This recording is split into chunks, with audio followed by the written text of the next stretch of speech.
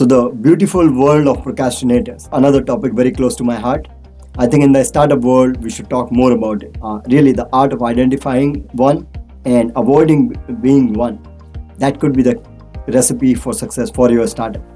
So really, before we start labeling people, let's figure out who are really the procrastinators. So if I talk to 100 investors and only one shows interest and many says talk to me later, they are not really procrastinators. Or if I show my product to 10 people and 9 says, let me think about it, they are not procrastinators. Really, the procrastination occurs when the consumer has the intention to buy. They have means to buy, they have financial ability to buy, and they have desire or need to purchase. So it's really the avoidance of doing a task which need to be accomplished, and really the procrastination is the enemy we all battle to some degree. It's really the practice of doing more pleasurable things in the place of less pleasurable ones. It's carrying out less urgent tasks instead of more urgent one. The entrepreneurship and procrastination. That's really not an ideal combination. So there are degrees of procrastination. There is a functional procrastination versus the chronic one. We might not go in detail there, but really let's figure out why we procrastinate. So sometimes if you keep doing it, it can even become a habit. Really the lack of interest, it's hard and overwhelming. Sometimes things may not make sense. That could be a reason. It's frustrating. People fear failure. Perfectionism could be a great reason. Indecisiveness, you might be overly distracted and so on. And sometimes when you start talking to people, if you are in sales and so on, or raising capital, you might think that there are a lot more procrastinators. So that's not really true when you put all those criteria, and there has been many surveys. You can read about Yugo survey and many more. What those surveys indicate, somewhere from 20 to 25% people you might put in that procrastinator category.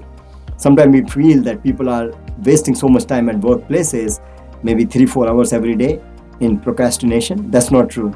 The number comes anywhere from 40 to 50 minutes. So really, maybe 10% time wasted of the work day in procrastination. So really, when we look at the procrastinators, and I'll talk to you in a bit how to identify them, but really, once you identify what to do, give the procrastinator buyers maybe 2 options. So really, present a non-procrastinable situation. The situation might be easy and there is no easy escape. And really, the deadline is unavoidable and the differences in between alternatives are too high. Very simple. You say you need to make decision by this weekend, otherwise price is going high by 30%. By doing that, you might still able to convert 20-25% procrastinating customers to your customer. Now, that's 75%. I think that's a hard nut to crack. And again, I'll touch with more pieces that will give you more clarity. So really the art of identifying procrastinator or procrastination, that could be the key of success, especially when you are a startup founder. You can save a huge time there. So before we dive in, really you yourself as a startup founder need to make sure you are not becoming one. Very first thing as a startup founder, you need to really understand the time is the essence. That is your most precious resource.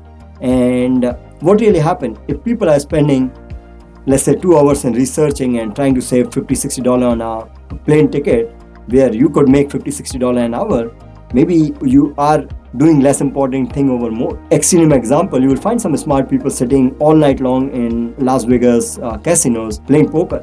Very conservative, and they are almost wins all the time. But if you see their aggregate, they might be making $20, $25, maybe $30 an hour.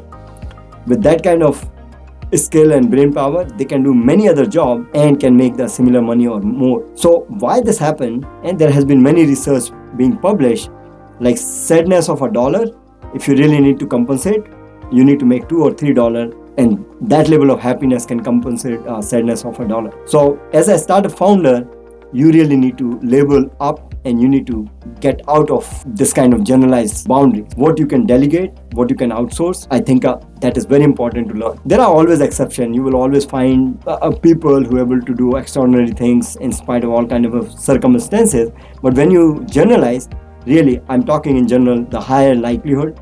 So when you start early, especially entrepreneurship, you have longer runway. You can fail, you can learn, you can retry. And really, I mean, as Warren Buffett says, it's a bad idea to save sex for the old age. So as an entrepreneurship or as an entrepreneur, the procrastination is the last thing you want to do. Now, many people ask that okay, now I'm able to figure out there are procrastinating customers, investor. What should be your advice? If you are really an early founder, I will be very blunt. Just avoid them. We respect all our customers, we respect all our investors. But what really happens, you will end up spending so much more time on procrastinating customers or investors that the number becomes in general 80-20. So in the about the same amount of time when you win our procrastinating customers, you might be able to win 4 or 5 customers, and the time is the essence. That's your most precious resource. Same thing is applicable to the investor. So I would like to add one more thing, especially when you are in sales. You might find instances where you feel there are a lot more procrastinators. I think that happen all the time. And the reason behind that is the people who are procrastinator, since they are indecisive, but they have to finish that task, they might shop around more. They might do more trials, they might do more meetings, and all of a sudden you feel like pretty much every other guy is a procrastinator. That's not really true. So the identifying the procrastinator and doing the different treatment is really extremely important. And if you are becoming a procrastinator, then there are some standard practices like really rank your tasks in order of importance, have short-term deadlines, practice micro-productivity, use a sprint like 15 minutes, 30 minutes, and so on. Stop multitasking. Sometimes that can help maintaining your sanity.